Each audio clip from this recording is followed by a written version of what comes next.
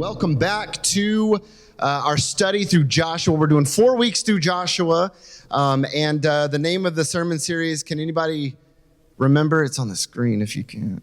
Stepping into God's promises, yes. And we're just taking this 4 weeks before we launch on the 30th to really kind of hone in on what we're doing and what we're about and how we're going to step into what God has given us. And I talked about last week a little bit about how this is a promise, a fulfillment of a promise. Like this space that we're in is a fulfillment of a promise that God made to us. No, it wasn't a promise that I heard whenever we started this thing. It was like, Greg, you're going to end up in a 17,000 square foot building for only $3,300 a month. And it's going to be like, I wasn't like, it's going to happen. Like, I just knew that he was going to plant his church.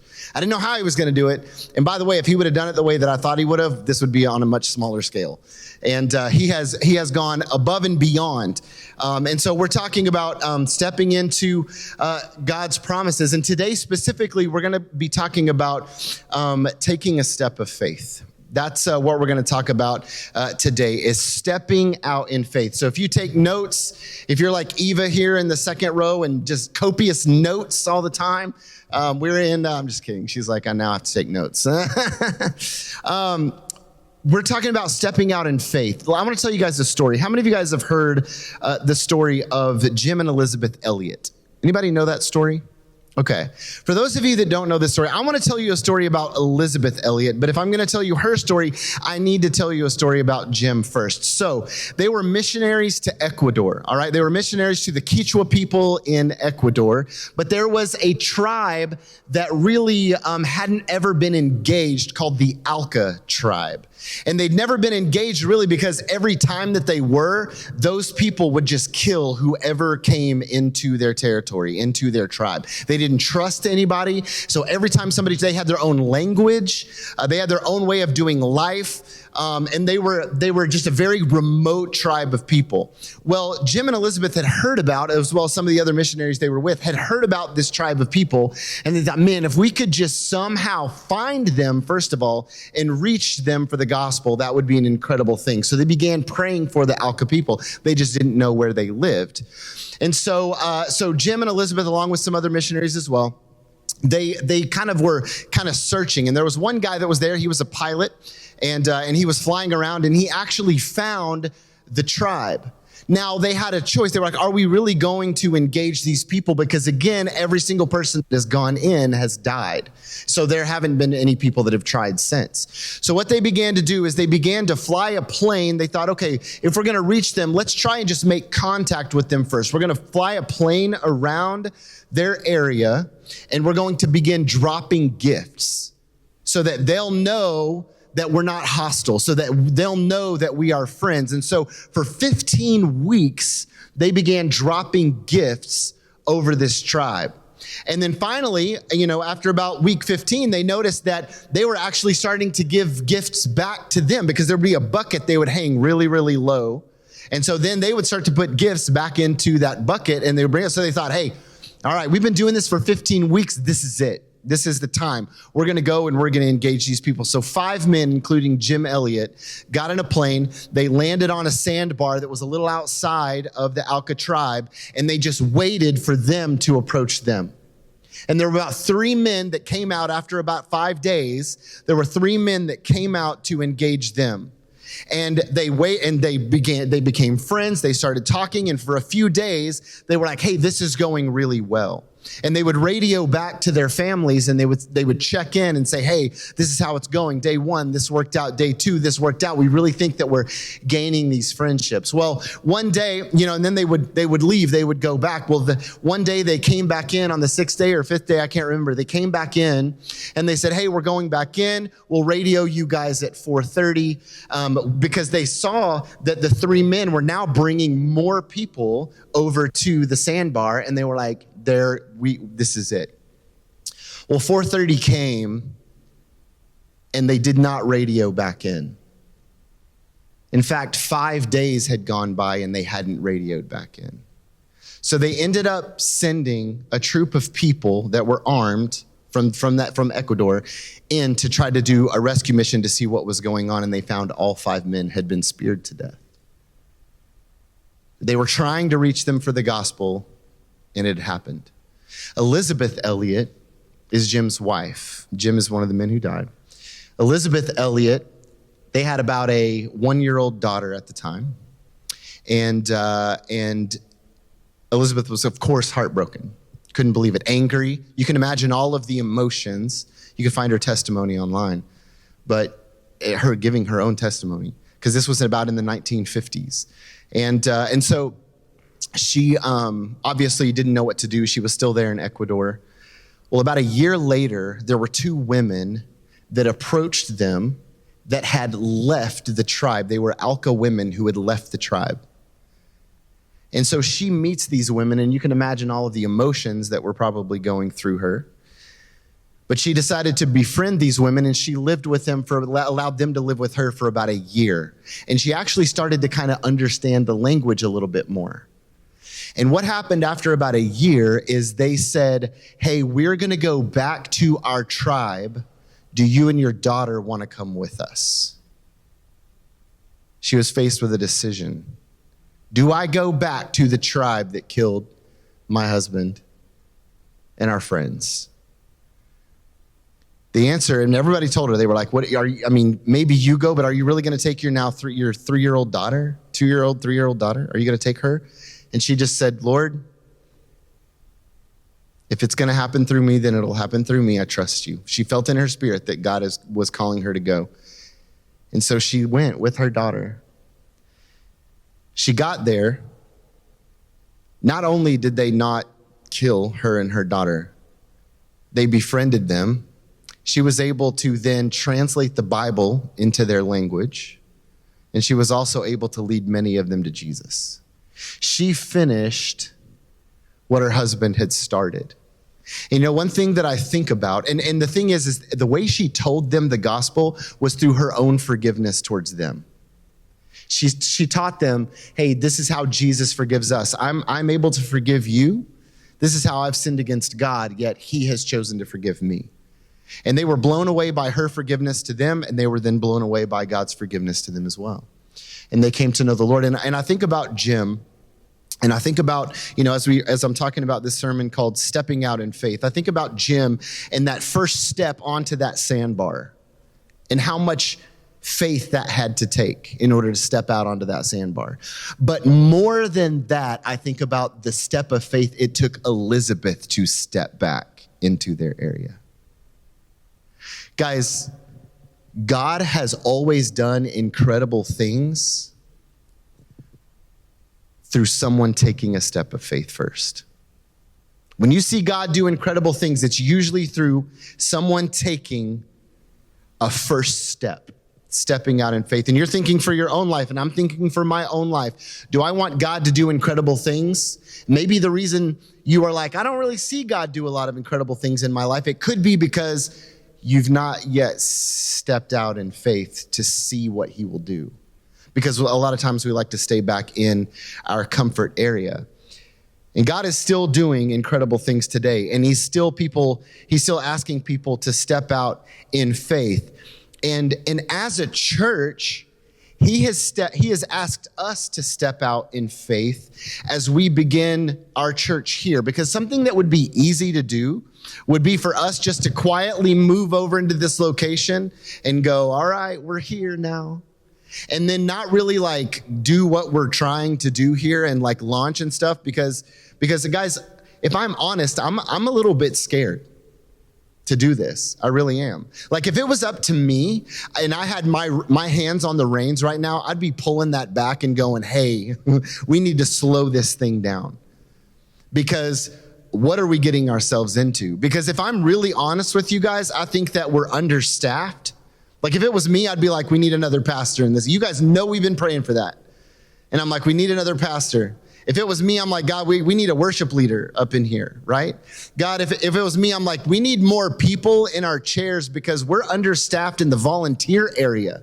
Like we're going to go launch a service on March the 30th. And if it was me, I'm telling you guys, I would just be like, we're not ready yet. Let's just put the brakes on for a second. Let's get more people. Let's maybe get another staff member. But God is just very obviously in my spirit said, hey, I want you to launch on the 30th.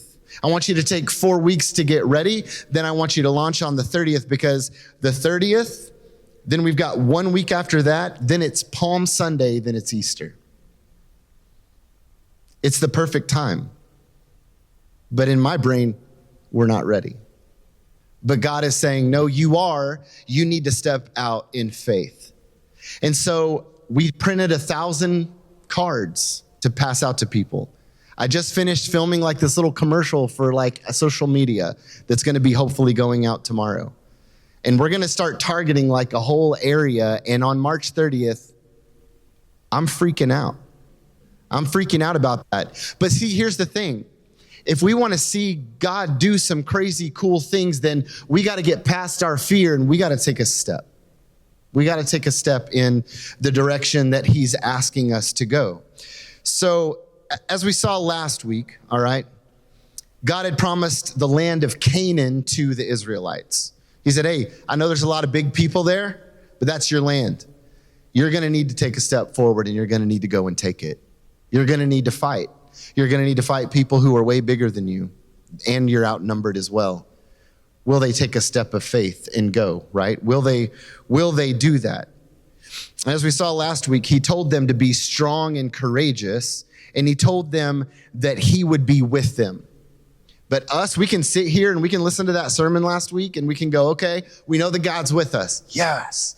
We know that we can be strong and courageous because he is with us. Yes. But knowing those things don't take a step. The step is on us. That's us. God has done his part. I'm going to be with you. Be strong and courageous because I'm going to be with you. And now it's our turn to go. Are we going to step? Are we going to step out in faith? So I want to talk just a little bit. We're going to read through Joshua chapter 3. And if you guys want to go ahead and turn there in your Bibles, you can. Joshua chapter 3. I'm going to be reading from the New Living Translation. Today, I encourage you to have multiple translations out to get a better broad view of Scripture. But through this today, I'm preaching through the New Living Translation. So Joshua chapter 3. Verse 1 is where we're going to begin, and we're going to look at the Israelites. After being told all of this, we're going to look at the Israelites taking a step of faith. Will they do it? Cliffhanger. I don't know. I mean, if you're like, I've read my Bible, bro. It's cool. I know what happens. All right, so here we go. Verse 1. Early the next morning, Joshua and all the Israelites left Acacia Grove and arrived at the banks of the Jordan River, where they camped before crossing. 3 days later, the Israelite officers went through the camp. So here they are camping out at the Jordan.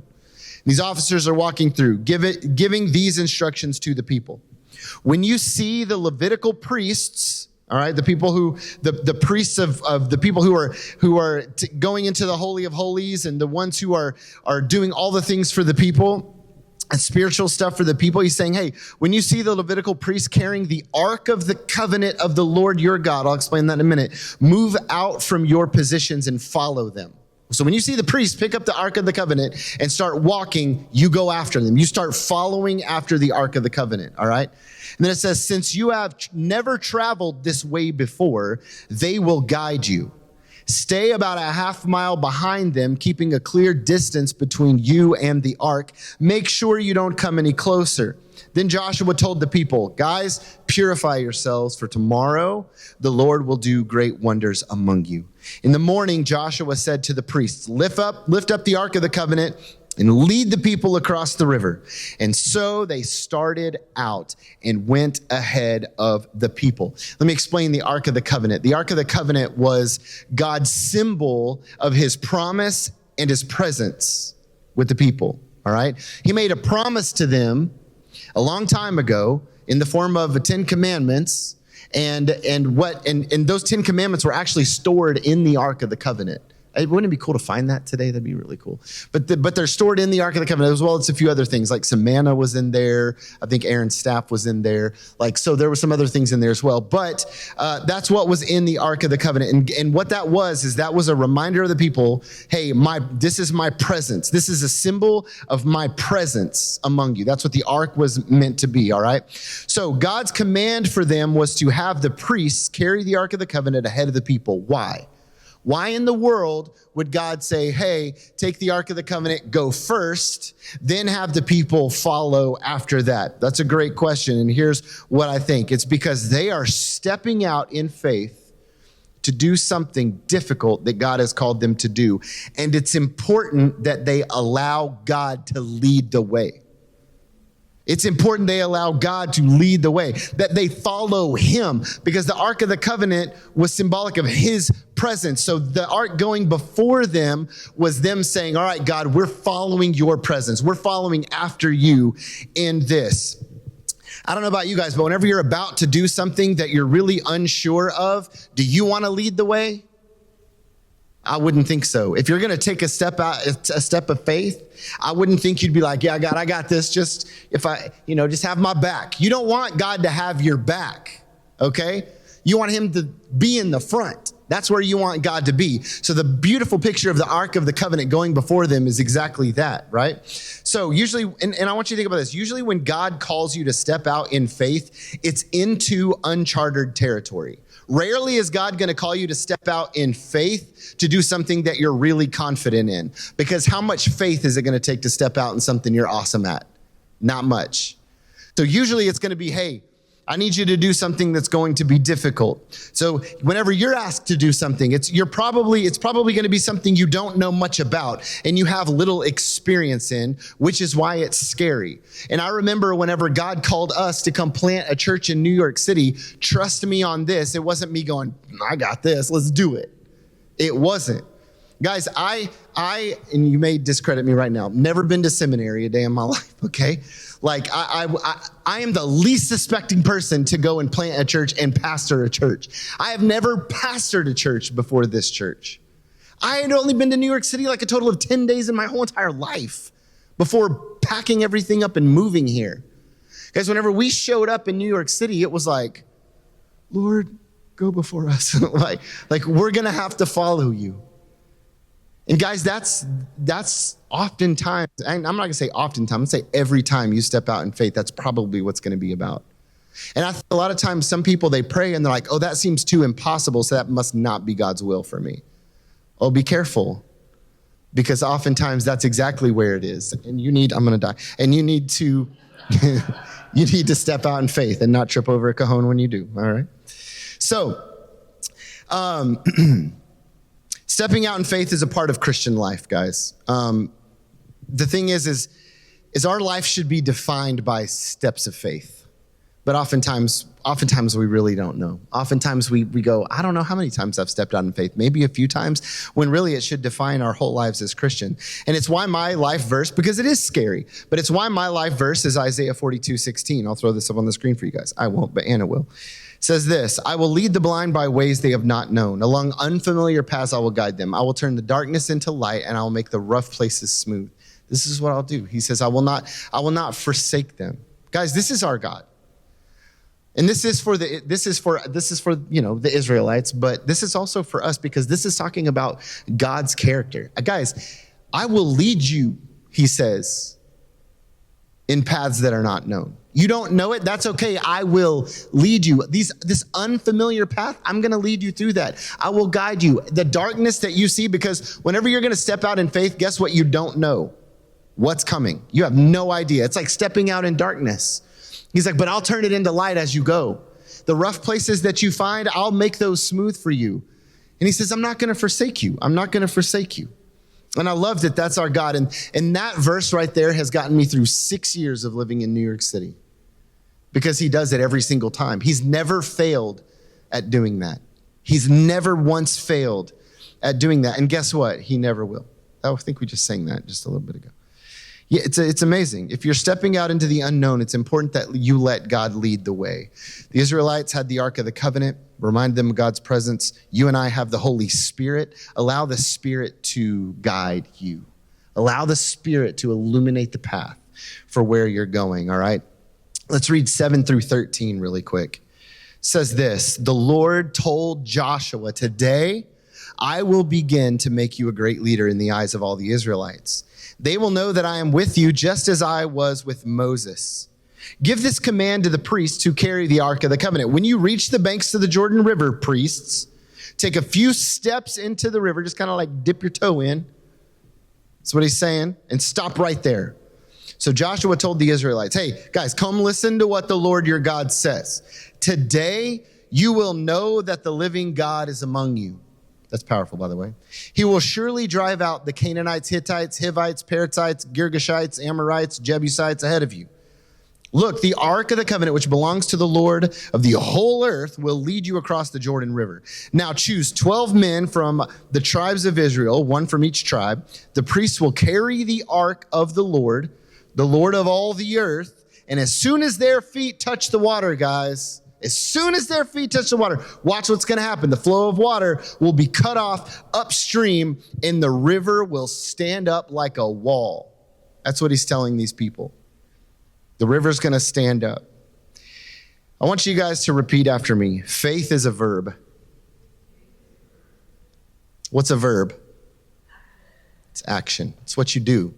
Faith is a verb. I want to remind you of a scripture in James chapter 2, verse 14 to 20. It says this: what good is it, dear brothers and sisters, if you say that you have faith, but don't show it by your actions?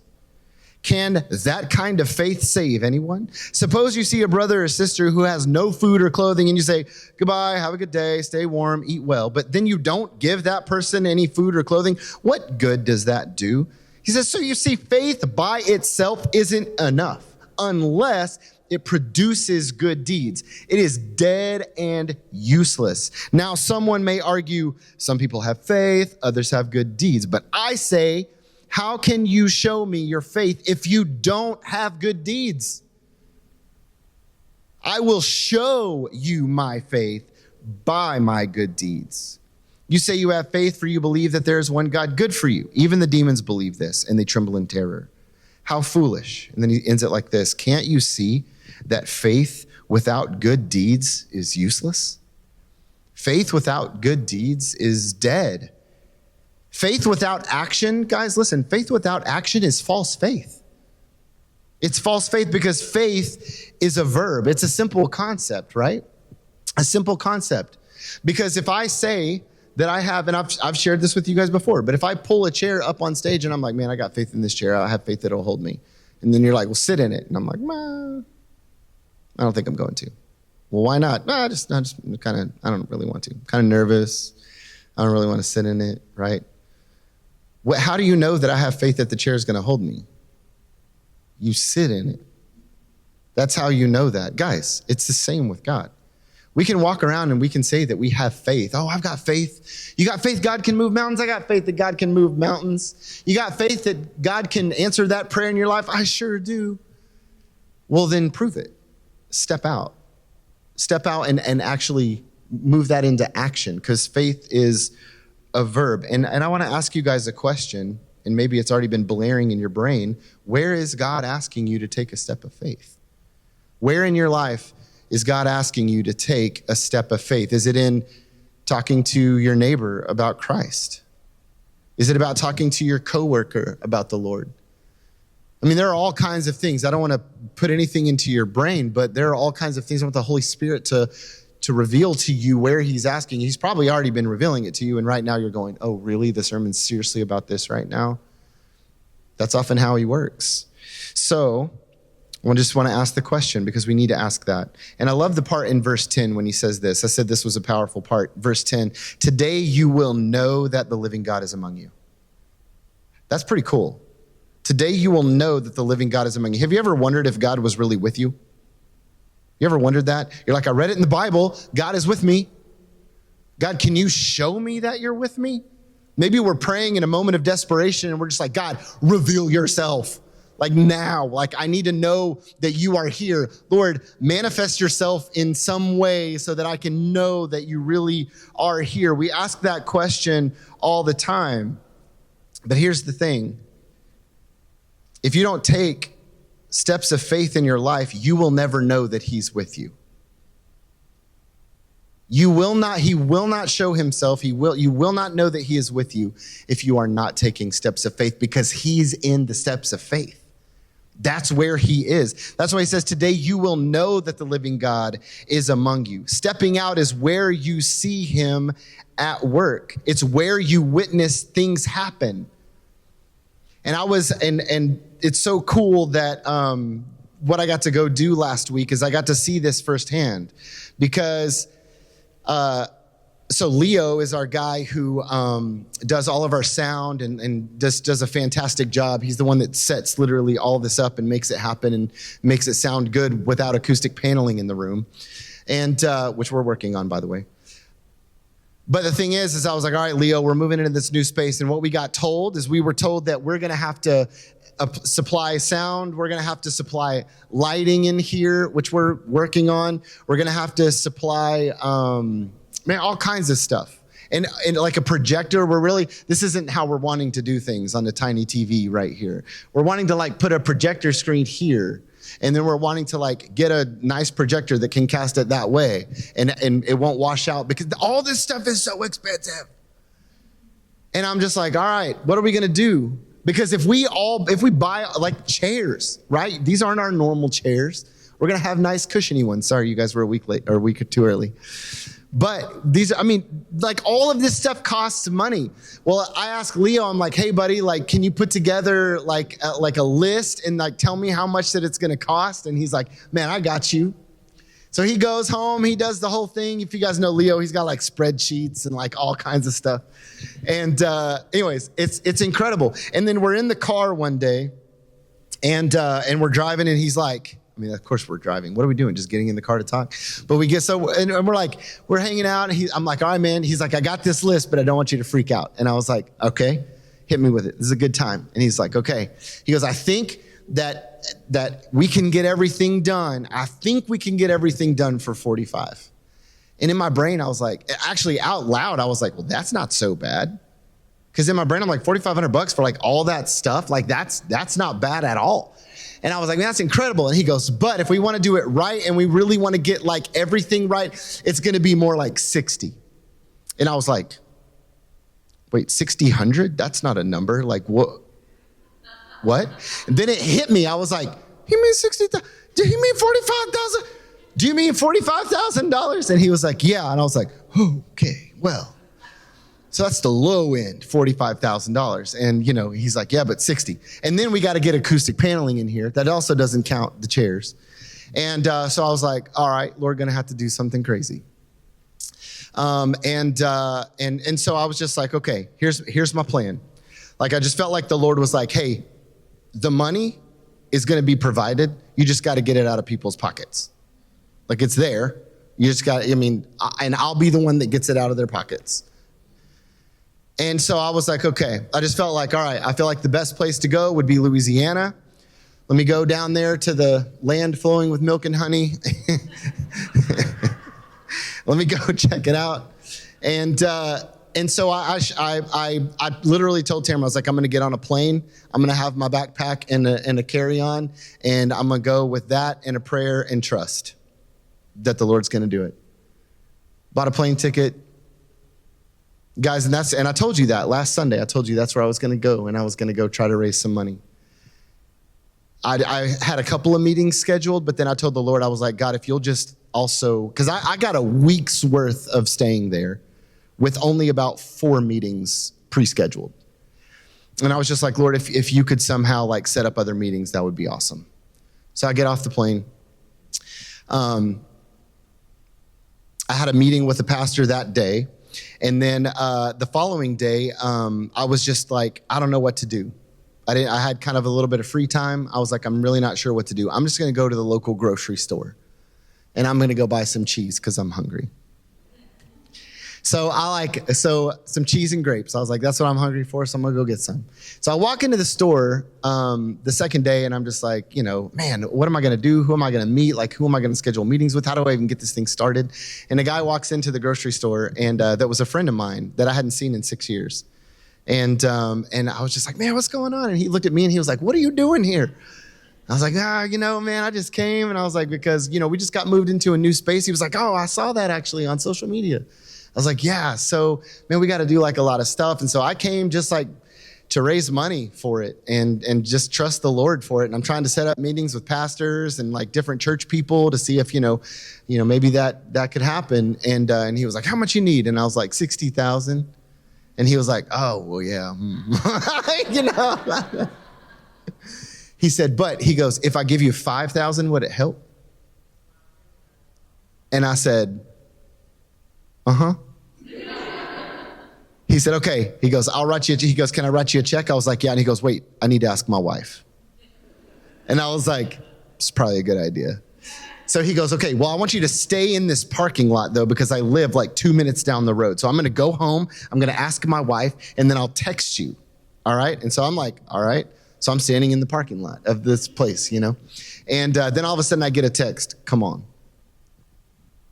And I was like, he gave me his address. I drove right over there, man. His wife was there. I knew her as well. And so, man, we all hugged and it was like, how's it going? And then they sat me down at the table. They were like, tell us what's going on. Tell us the story. And I just shared it with them. And then they wrote the check. They gave it to me and they were like, listen, now we would do more. He said, but I don't want to rob other people of the experience that we're getting right now. And I was like, okay. I was like, that sounds really spiritual and good. Okay, I guess that's like what I'll do. And so but I was like, man, I agree with you 100%. And so anyways, they write the check and then they grab my hand and they just pray for me. Guys, I'm bawling at their table. I'm just bawling at their table. And I'm like, guys, thanks so much. You guys are amazing. And they were like, hey, you should talk to so-and-so. And I was like, bet.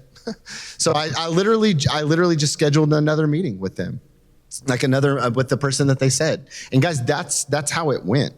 And so I scheduled another meeting, and I met with another gentleman, and I was like, here's the deal. This is why I'm in town. Somebody gave me your name, and he was like, I'll give you $5,000. And I was like, okay. 2 meetings, and I've got $10,000. And I was like, let's go, God. Let's do this. And so he was like, you may also want to meet with, so-and-so and so-and-so. So I'm texting all these people, hey, do you want to grab coffee? Every name that's coming across, I'm like, I'll do that. And so, yes, one of them was like, yeah, let's go grab coffee. And I was like, I'm just warning you ahead of time. Like, I'm here because I'm trying to raise some money for our church, because it's uncomfortable when you walk in and you're like, hey, friend, can I have money? Like, that's awkward. So I was just like, hey, this is what's going to happen. He said, come on. So I sat down in his office and we, talked for a little while. And then he was like, I'll give you 5,000. And I was like, did y'all plan this? Like, why is everybody just giving me $5,000? And then I also had a meeting with another pastor friend of mine who's really wanting to bring mission teams. And he was like, we'll give you 2,500. And I was like, oh. So I had $17,500 in like the first 3 or 4 days. And I was like, this is amazing. Then I had some meetings. Nobody promised me any money in the moment, but they were like, but, let us think about this and then we'll send some, right? So I'm like, all right, well, I don't know how much that's going to end up being. But here I was on Friday and I had guaranteed $17,500. Other people were saying that they were going to give. So I'm just like, Lord, I'm leaving on Saturday. And I was like, Lord, I don't know what you want to do.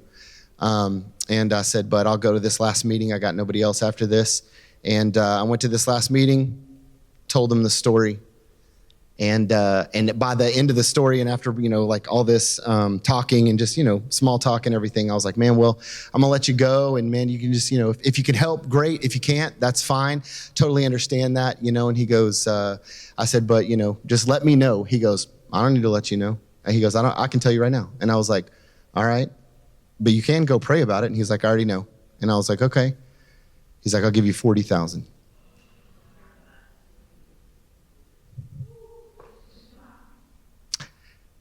I was walking away with $57,500. God is good. I went to dinner that night with some friends, was bragging on God, and they were like, here's an extra 1,000. $58,500. And I don't know, I think it's worthy of that clap right there, honestly. That's how my whole soul was feeling the whole time. But guys, here's the thing. Did I do anything awesome? No, I didn't do a thing, right? Like we're going to read pretty soon about, the Israelites going and marching around Jericho and blowing a trumpet and the walls fall down. And I'm pretty sure no one there was like, do you hear how I blew that trumpet? That was awesome. No, it's all God doing it. But what did I need to do though? I needed to take a step of faith. I needed to go get on an airplane. I needed to trust the Lord. I just needed to go. And he did. And he did. And guys, that's what our God does. When we take a step of faith, that is what he does. And you want to know what I walked away with from that trip knowing? Verse 10, the living God is with me. The living God is among me. And I knew it because I stepped out and I gave him the opportunity to prove that he was with me. We need to do that. Last point, trusting God to provide and guide. Look at Joshua chapter 3, verse 14 to 17.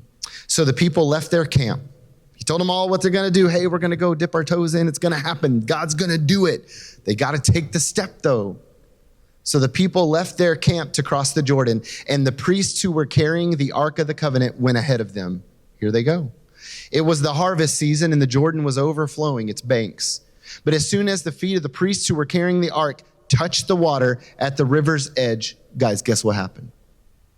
God did what he said he was going to do. Shocker. The water above that point began backing up a great distance away at a town called Adam, which is near Zarethan. And we all said, oh, okay, I know exactly where that is. And the water below that point flowed onto the Dead Sea until the riverbed was dry. Then all the people crossed over near the town of Jericho. Meanwhile, the priests who were carrying the Ark of the Lord's Covenant stood on dry ground in the middle, dry ground. How many of you guys have ever seen a puddle dry up? How long does that take? A long time. This is the Jordan River. It's dry ground, all right? In the middle of a riverbed as they passed by. They waited there until the whole nation of Israel had crossed the Jordan on dry ground. And all of me goes, man, those guys are rock stars for standing there that long. That's a lot of people. When we step out in faith, guys, when we step out in faith to accomplish what God has called us to do, God will provide a way to make it happen. He'll do it. I promise you he'll do it. I'm not just up here preaching empty words. Like he will do it. He will 100% do it. And I love that he even says like, why, like in verse 15, I asked myself the question, why did he say that it's harvest season and the Jordan was overflowing? Like, why would he say that? It's just a random detail. It's harvest season. The Jordan is overflowing. Well, I think it's proof that no matter how big the obstacle in front of us is, God is bigger. He's bigger. Harvest season means it's raining a lot. Harvest season means the Jordan River isn't just this wide anymore. It's this wide now. So God is like, I'm not going to just wait till it's like at its narrowest, then let you go. I'm going to wait till it's at its widest, then I'm going to let you go. Guys, there are going to be obstacles in the way whenever you step out in faith, but you always have to remember God is mighty and he is bigger than anything, than any obstacle that you could possibly come across. He's all powerful. Are you fearful of the obstacles that you see in front of you if you step out in faith? Guys, I told you whenever we started this message today, I think this message was for me. I am a little afraid because I do see some obstacles in front of us. But God overcomes obstacles. It's what he does. It's where he shows you that he's with you. So I don't know what water you need to step into, but step into it.